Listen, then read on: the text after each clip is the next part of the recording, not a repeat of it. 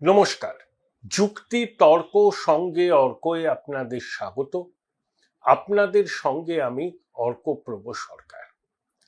তামিলনাড়ুর ডিএমকে সরকার, মুখ্যমন্ত্রী স্টালিন সিদ্ধান্ত নিয়েছেন যে সুপ্রিম কোর্টে এসআইআর এর বিরোধিতা করে যে মামলা চলছে সেই মামলায় তারাও পার্টি হবেন।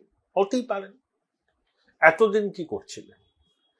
যখন দীর্ঘদিন ধরে শুনানি হলো, এবার ফাইনাল হিয়ারিং এর ডেট এগিয়ে আসছে, তখন আপনারা পার্টি হবেন? হতেই পারেন। আসলে এগুলো আইওয়াস। কারণ স্টালিন জানেন, দিদিমণি জানেন, কেজরিওয়াল জানেন, কংগ্রেস জানে যে এসআইআর প্রক্রিয়া বন্ধ করবে না সুপ্রিম কোর্ট। কারণ তারা বলেই দিয়েছে নির্বাচন কমিশন একটি সাংবিধানিক প্রতিষ্ঠান। সেই সাংবিধানিক প্রতিষ্ঠানের ভোটার তালিকা সংশোধনের সাংবিধানিক অধিকার আছে, তাতে সুপ্রিম কোর্ট অবাঞ্ছিত হস্তক্ষেপ করতে চায় না। দিদিমণি কলকাতার রাজপথ কাঁপাবেন, ছোটবাবু তর্জনী উঁচিয়ে ধমকাচ্ছেন, চমকাচ্ছেন। 294টা বিধানসভা কেন্দ্রে ওয়ার রুম তৈরি হচ্ছে, বিএলওদের ম্যানমার্কিং করবেন তৃণমূলের বুথ লেভেল এজেন্টরা। নাওয়া খাওয়া ভুলে বিএলওদের অনুসরণ করতে হবে, ছোটবাবুর এটাই নিদান। শুভেন্দু অধিকারী নন্দীগ্রামে 2রা নভেম্বর তাৎপর্যপূর্ণ মন্তব্য করেছেন, যদিও কারুর নাম তিনি বলেননি। তিনি বলেছেন, ওই প্রভাবশালী ভাইপো সতর্ক থাকুন, আপনার পরিবারেও নাকি অনেক কিছু হচ্ছে, আগে ওটা সামলান। তেমন হলে শুভেন্দুবাবু বলেছেন পুরো বিষয়টা খোলসা করে আমজনতার সামনে নিয়ে আসবেন। এই যখন আবহ এসআইআর নিয়ে পরিকল্পিতভাবে বিভ্রান্তি ছড়াচ্ছে শাসক দল, এসআইআর কে এনআরসির সঙ্গে যুক্ত করছে, মানে চেষ্টা করছে, মানে দুটোর সঙ্গে কোনো মিল নেই। এসআইআর অতীতেও হয়েছে, এবারও হবে, ভবিষ্যতেও হবে, যখন কমিশন মনে করবে যে এটা নিবিড় সংশোধনের প্রয়োজন। এনআরসি সুপ্রিম কোর্টের নির্দেশে আসামে হয়েছিল, কিন্তু তাতে স্থগিতাদেশ আছে, কিছু ভুলভ্রান্তি হয়েছিল। আর সিএ এর সঙ্গে এসআইআর এর কোনো সম্পর্ক নেই।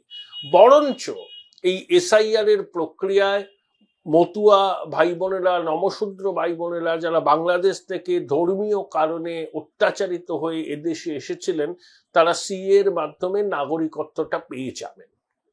সাপে ভর হয়েছে। এতদিন যারা নানা রকম দ্বিধা, সংশয়, শাসকের প্রচারে বিভ্রান্ত হয়ে সিএতে নাগরিকত্বের জন্য আবেদন করেননি, তারা এবার নাগরিকত্বের জন্য আবেদন করবেন। এটা একটা ইতিবাচক পদক্ষেপ হবে বলে আমি ব্যক্তিগতভাবে মনে করি। এই যখন আবহ বিএলওরা বাড়ি বাড়ি যেতে শুরু করছেন, ঠিক তখনই একটা খবর বিভিন্ন সংবাদ মাধ্যমে প্রকাশিত হয়েছে যে ভারত বাংলাদেশ সীমান্ত দিয়ে প্রচুর অবৈধ অনুপ্রবেশকারী বাংলাদেশি বাংলাদেশে ফিরতে চাইছেন। তাদেরকে জোর করে পুশব্যাক করতে হচ্ছে না, তারা নিজেরাই স্বতঃপ্রণোদিত হয়ে বাংলাদেশে ফিরতে চাইছেন।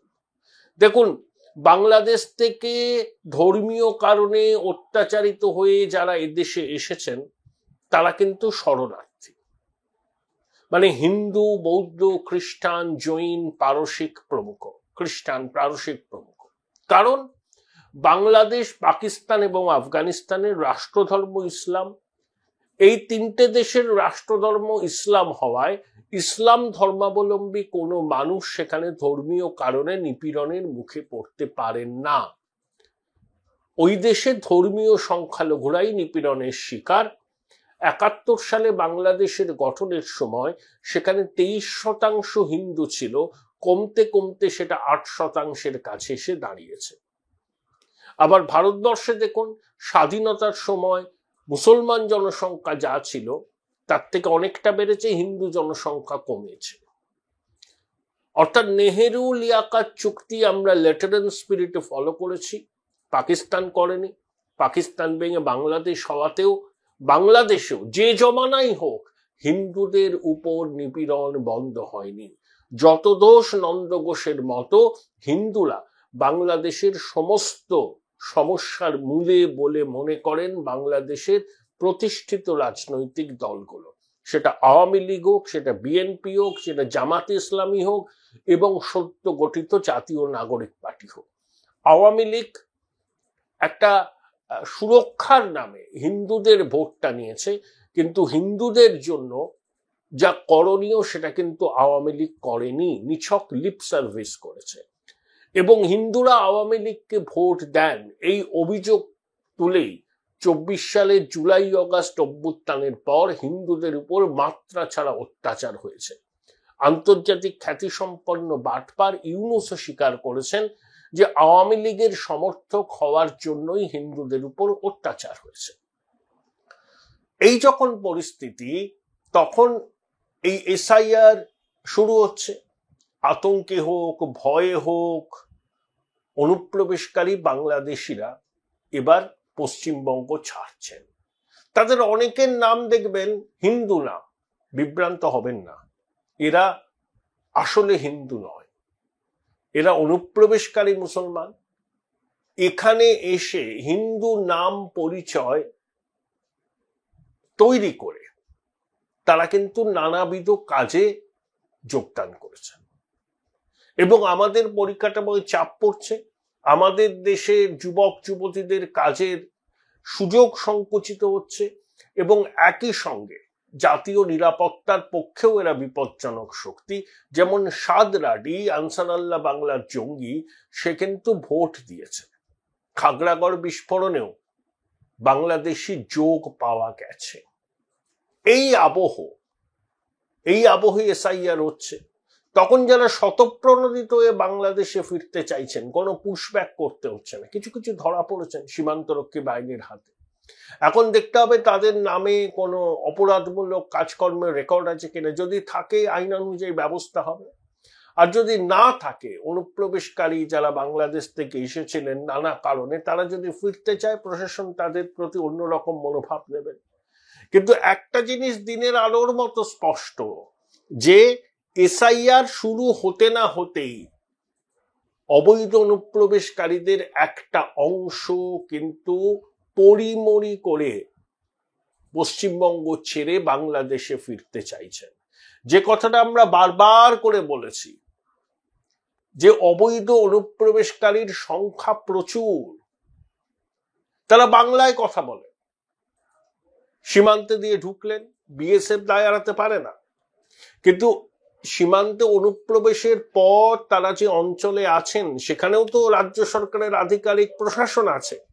তারা কখনো ট্রেস করেছে? তারা কি জানিয়েছে প্রশাসনকে, পুলিশকে, সীমান্তরক্ষী বাহিনীকে যে এই লোকগুলো এখানকার লোক নয়, এরা হঠাৎ করে এসেছে, এদের গতিবিধি সন্দেহজনক?